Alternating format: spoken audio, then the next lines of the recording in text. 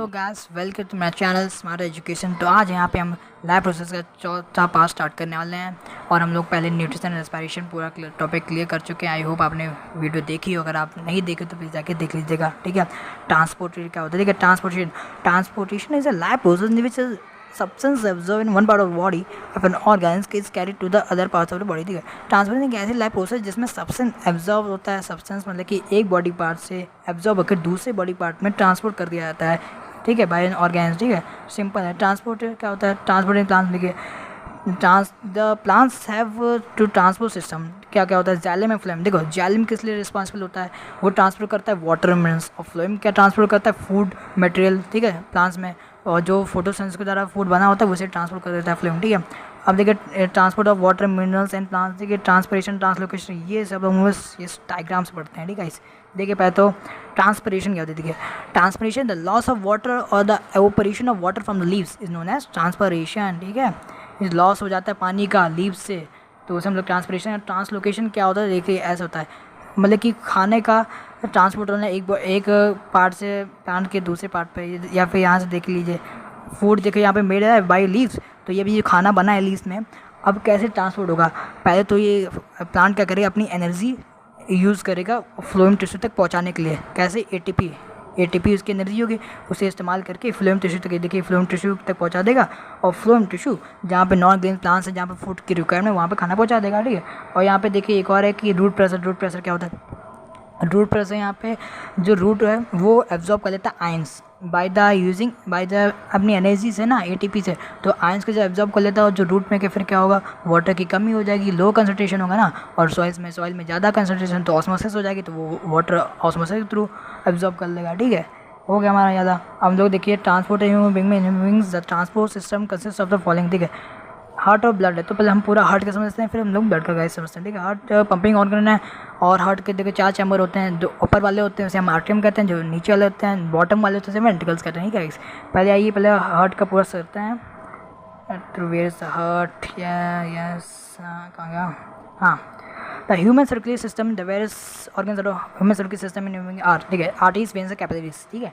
Arteries देखते हैं, veins देखते हैं, कैपिलरीज देखते हैं। देखिए आर्टरीज और पहले आर्टरीज को देख लीजिए, ये होती हैं डिस्ट्रीब्यूटिंग वेसल्स होती हैं, क्या करती हैं, डिस्ट्रीब्यूट करती हैं ऑक्सीजन, ब्लड डिस्ट्रीब्यूट करते हैं हमारी पूरी बॉडी में। और वेन्स को क्या कहते हैं, देखा, इस वेन्स को हम लोग दूसरे नाम से कह सकते हैं कि कलेक्टिंग वेसल्स हैं, ये कलेक्ट करके लाती हैं CO2 ब्लड ना, ठीक है। अब देख लीजिए आर्टरीज, पल्मोनरी आर्टरी में पहले देख लीजिए, देखिए पल्मोनरी जहाँ पर वर्ड लगे मतलब कि रिलेटेड है लंग्स से, ठीक है। और सिर्फ आर्टरी है तो मतलब कि वो ऑक्सीजन ब्लड लेके जा रही है, और अगर पल्मोनरी आर्टरी तो मतलब कि वो CO2 ब्लड लेके जा रही है हार्ट से लेके लंग तक, ठीक है। और यहाँ पे वेन्स और वेन कैपिलरीज आ जाए, मतलब कि वेन्स और पल्मोनरी वेन आ जाए, तो पल्मोनरी लग गया रिलेटेड लंग्स से, तो क्या और हमने वेन बताया था वो क्या कैरी करती है, वेन CO2 कैरी करती है और सारे हमारे हार्ट में लेके आती है। अब पल्मोनरी वेन लग गया, पल्मोनरी लग गया, तो क्या होगा, अब वो O2 ब्लड लेके जाएगी हमारे हार्ट तक, लंग से हार्ट तक, ठीक है। अब देख लीजिए, हाँ आर्टरीज, देखिए आर्टरीज थिक वॉल होती हैं, thick wall vessel which carry the blood from the heart all to all parts of the body. Arteries have their walls because they blood emerge the main artery call aorta, ठीक है। Arteries की thick wall होती हैं क्योंकि जो blood pressure पड़ता है arteries पे, तो आर्टरीज फट सकती हैं, उसे प्रिवेंट करने के लिए जो आर्टरीज होती हैं वो थिक होती हैं। अगर थिन होंगी और जब ब्लड प्रेशर पड़ेगा भाई तो वो फट सकती हैं, ठीक, तो उनकी वाल जो होती हैं वो थिक होती है। और पहले तो ब्लड प्रेशर आपको बता देता हूँ, यहाँ पे देखिए ब्लड प्रेशर को पहले आपको समझाता हूँ। देखिए ब्लड प्रेशर यहाँ पे देखिए, द प्रेशर है which blood is pump around the body. देखिए ब्लड प्रेशर क्या होता है, सिंपल देखिए, जो ब्लड के द्वारा फोर्स लगता है आर्टरीज पे, ठीक है। The force exerted by the blood to the arteries पे पड़ता है, उसे हम लोग ब्लड प्रेशर कहते हैं। और ब्लड प्रेशर 2 तरह का हो गया, सिस्टोलिक और डायस्टोलिक हो गया। सिस्टोलिक में क्या होता है गाइस, सिस्टोलिक में जो कॉन्ट्रैक्शन वाला मामला हो गया, अगर कॉन्ट्रैक्ट कर रहा है, ठीक है, और रिलैक्सेशन वाला हो गया, डायस्टोलिक वाला हो गया, सिंपल है, ठीक है। और यहाँ पे देखिए एक इंस्ट्रूमेंट होता है जिसे स्पाइकोमैनोमीटर कहते हैं, वही यूज़ कराता है, अपने डॉक्टर के पास देखा भी होगा, ठीक है। अब पहले हम लोग यहाँ पे आते हैं, ब्लड प्रेशर हो गया, ठीक है। अभी और अच्छे से समझ लेंगे ब्लड प्रेशर, ठीक है। अभी हार्ट सिस्टम पे जब आएंगे उसी पे हैं। वैसे तो कैपिलरीज देखिए, capillaries are the thin wall extremely narrow tubes which connect arteries to the cells and from the cells to veins, and the exchange of material like oxygen and CO2 take place. तो देखते हैं कि capillaries क्या होती हैं। पहले तो वो स्मॉल होती हैं, सबसे पहले बड़ी आर्टरी होती है, फिर उससे छोटी वेन्स होती है, फिर उससे छोटी ज़्यादा छोटी कैपिलरीज होती हैं। कैपिलरीज क्या होती हैं, ये रिस्पॉन्सिबल होती है, ये एक्सचेंज करती हैं मेटेरियल जैसे कि ऑक्सीजन और CO2। क्या क्या करती हैं अभी देखिए, हम डायग्राम से पूरा समझते हैं। ठीक है, मैं डायग्राम से भी आपको सारी क्लियर कर देता हूँ। देखिए क्या होता है। पहले तो दो वेना कैवा होता है, एक सुपीरियर होता है, एक इन्फीरियर होता है। ठीक है, तो सुपीरियर से जितने ऊपर के ऑर्गन्स हो जाएंगे वो वाले आ जाएंगे, और इन्फीरियर से जितने भी नीचे के ऑर्गन्स हो वहाँ से CO2 रिच ब्लड आ जाएगा। आ गया तो वो राइट एट्रियम में आएगा। जब ये अब राइट एट्रियम यहाँ पे क्या है, वो रिलैक्सेशन में, रिलैक्सेशन तो मतलब कि यहाँ पे कौन सा प्रेशर लग रहा है, अभी यहाँ पे डायस्टोलिक प्रेशर है। अब जब सारा ब्लड आ जाएगा फिर वो कॉन्ट्रैक्ट करें, मतलब वो सिस्टोलिक प्रेशर लगाएगी, और फिर जब ब्लड जाएगा राइट वेंट्रिकल में, और राइट वेंट्रिकल उस समय क्या होगा, वो वहाँ पे डायस्टोलिक प्रेशर लगा रहा होगा, मतलब रिलैक्स में होगा ना, और पूरा ब्लड आ जाएगा। देखिए वहाँ पे वाल क्यों होती हैं, यहाँ पे वाल प्रिवेंट करती हैं कि जब कॉन्ट्रैक्शन हो, जब ब्लड प्रेशर लगे तो जो ब्लड का फ्लो बैक ना हो जाए, मतलब कि जब फोर्स लगेगा, ब्लड प्रेशर पड़ेगा, तो जो ब्लड है वो पीछे भी तो जा सकता है, फिर से जा सकता है, तो वो फिर से बैक फ्लो ना हो जाए तभी होती है। ठीक है, अब देखिए कॉन्ट्रैक्ट करेगा, अब ये ब्लड कहाँ जाएगा, पल्मोनरी आर्टरीज मैं उसको समझा चुका हूँ। फिर लंग्स में जाएगा, पल्मोनरी आर्टरी से लंग्स तक जाते हैं ना, तो लंग्स में जाके प्यूरिफिकेशन होगा, एल्वलाई प्यूरीफाई करेंगी, फिर वो पल्मोनरी वेन्स में क्या आ जाएगा, O2 रिच ब्लड आ जाएगा। अब O2 रिच ब्लड फिर यहाँ पे लेफ्ट आर्टरी में आएगा, डायस्टोलिक प्रेशर लग रहा होगा, फिर जब सारा ब्लड आ गया फिर वो सिस्टोलिक प्रेशर लगाएगा, फिर यहाँ पे लेफ्ट वेंट्रिकल में डायस्टोलिक प्रेशर लगा होगा। ठीक है, और फिर वो प्रेशर लगाएगा सिस्टोलिक प्रेशर। और यहाँ पे देखिए ऑर्टा सबसे बिगेस्ट आर्टरी होती है। ठीक है, और जब यहाँ देखिए तभी यहाँ पे आर्टरीज क्यों थिक होती हैं आपको पता चलेगा, जब यहाँ पे हाई प्रेशर लगेगा तो ये आर्टरीज फट सकती है ना, तभी बोल रही होती है। ठीक है, तभी थिक होती हैं। ठीक है, अब देखिए आर्टरीज अभी डायग्राम तो उसका फुल बना नहीं है। फिर ये ऑर्टा से आर्टरीज जो होती हैं, आर्टरीज फिर फर्दर डिवाइड हो जाती हैं आर्टरीज कैपिलरीज में। अब भाई ब्लड जैसे कि किडनी की सेल है, तो ये ब्लड जाएगा तो वो किडनी जो आर्टरीज होते हैं वो सेल में कैसे चलाएगा, तो बड़ी होती है ना, तो कैपिलरीज हैं उसके लिए, तो कैपिलरीज ऑक्सीजन को आराम से जा सकती हैं, तो वो आर्टरीज कैपिलरी में डिवाइड हो जाती है। फिर ब्रेकडाउन होता है, आप जान पढ़ चुके हैं कि 3 प्रोडक्ट निकलते हैं, एनर्जी वहीं पे स्टोर हो जाएगी, और CO2 H2 हो तो ठीक है। और CO2 क्या होगा, CO2 अब CO2 वेन कैपिलरीज के द्वारा ले लिया जाएगा, अब वो वेन कैपिलरीज होके वेन हो जाएंगी। ठीक है, ये डेवलप मतलब कि मिल के जाके वेन हो जाएंगी। ठीक है, और वेन आप जानते हो वेन का काम करती हैं, मतलब कि कलेक्टिंग का काम करती है ना। ठीक है, और ऐसे पूरा सर्कुलेशन चलता रहता है इसमें। ठीक है, और आपको डाउट हो देखते हैं आगे, हमारी पूरा हॉट का हो गया आई थिंक।